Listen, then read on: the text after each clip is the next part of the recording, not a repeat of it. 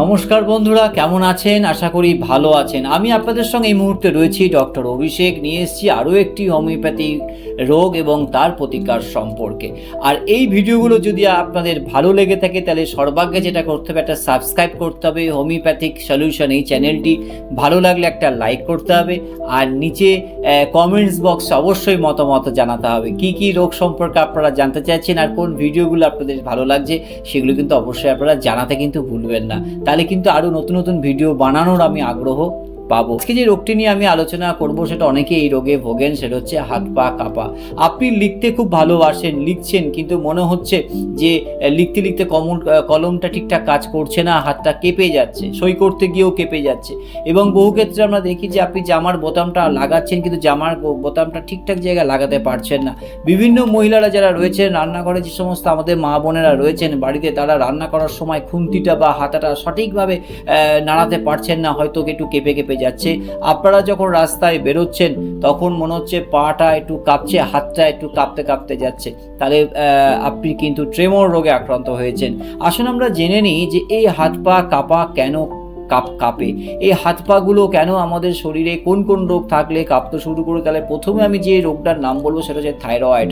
আপনাকে জানতে হবে যে আপনার শরীরে থাইরয়েডের পরিমাণ কতটা রয়েছে। এবং তারপরে আমরা যেটা বলি সেটা হচ্ছে পেরিফেরাল নিউরোপ্যাথি। পেরিফেরাল নিউরোপ্যাথিটাও কিন্তু স্নায়ুর একটা রোগ। এটাও স্নায়ু যদি কোনো জায়গায় ড্যামেজ হয়ে থাকে তাহলেও কিন্তু সেক্ষেত্রে আপনার হাত পা কাঁপতে পারে। আর আরেকটা হাত পা কাঁপার মূল কারণ হচ্ছে পার্কিনসন্স। এই রোগেও কিন্তু হাত পা কাঁপে। আর একটা রয়েছে স্ট্রোকের যে সমস্ত রুগীরা রয়েছেন তাদের কিন্তু একটা নার্ভের সম্ভবত ড্যামেজ হওয়ার কারণেও কিন্তু এই হাত পা কাঁপতে পারে। এবার আমরা জেনে নেব যে এই হাত পা কাঁপা থেকে হোমিওপ্যাথি পদ্ধতিতে কি কি ওষুধ রয়েছে বা এই ওষুধ খেয়ে আপনারা কিভাবে ভালো থাকবেন। প্রথমে হোমিওপ্যাথি জগতের সর্বশ্রেষ্ঠ যে ওষুধটি রয়েছে সেটা আমি বলবো, সেটা হচ্ছে লোলিয়াম টেমুলেন্টাম। 200 পোটেন্সিতে আপনারা নেবেন সকালবেলায় খালি পেটে। আরও একটি ওষুধের নাম আমি করব, সেটা দারুণ এফেক্টিভ, হাত পা কাঁপা দারুণভাবে আপনাদেরকে কমিয়ে দেবে, সেটা হচ্ছে জেলসিমিয়াম।